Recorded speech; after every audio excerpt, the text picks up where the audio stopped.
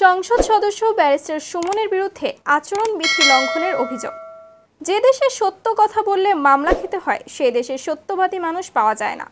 হবিগঞ্জ ৪ আসনের সংসদ সদস্য ব্যারিস্টার সৈয়দ সায়েদুল হকের বিরুদ্ধে চুনারুঘাট উপজেলা নির্বাচনে এক চেয়ারম্যান প্রার্থীর পক্ষে প্রচারণার অভিযোগ উঠেছে।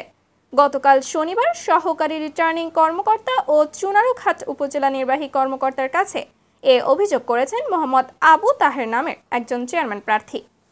অভিযোগে বলা হয়, ক্ষমতার অপব্যবহার করে সংসদ সদস্য সায়েদুল হক পছন্দের চেয়ারম্যান প্রার্থী রায়হান আহমেদের পক্ষে ভোট চাওয়া, অনুদান ঘোষণা এবং নগদ অর্থ প্রদানের অঙ্গীকার করে যাচ্ছেন। এমনকি ওই প্রার্থীর বিভিন্ন সমাবেশেও তিনি বক্তব্য দিচ্ছেন। উপজেলা নির্বাচনের তফসিল ঘোষণার পর থেকেই উপজেলার বিভিন্ন স্থানে সভা সমাবেশ করে টিআর, কাবিখা, কাবিটা, টিউবওয়েল, ব্রিজ, কালভার্ট সহ বিভিন্ন উন্নয়নের প্রতিশ্রুতি দিয়ে যাচ্ছেন। একই সভায় তার স্বজন রায়হান আহমেদকে নির্বাচিত করার জন্য ইশারা, ইঙ্গিত ও প্ররোচনা দিয়ে ভোটারদের মধ্যে প্রভাব বিস্তার করছেন।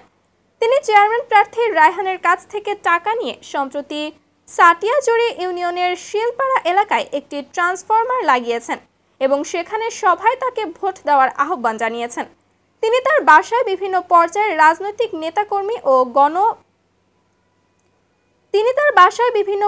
রাজনৈতিক নেতাকর্মী ও গণমান্য ব্যক্তিকে ডেকে এনে রায়হানের মোটরসাইকেল প্রতীকের পক্ষে কাজ করার জন্য অনুরোধ ও আহ্বান জানাচ্ছেন।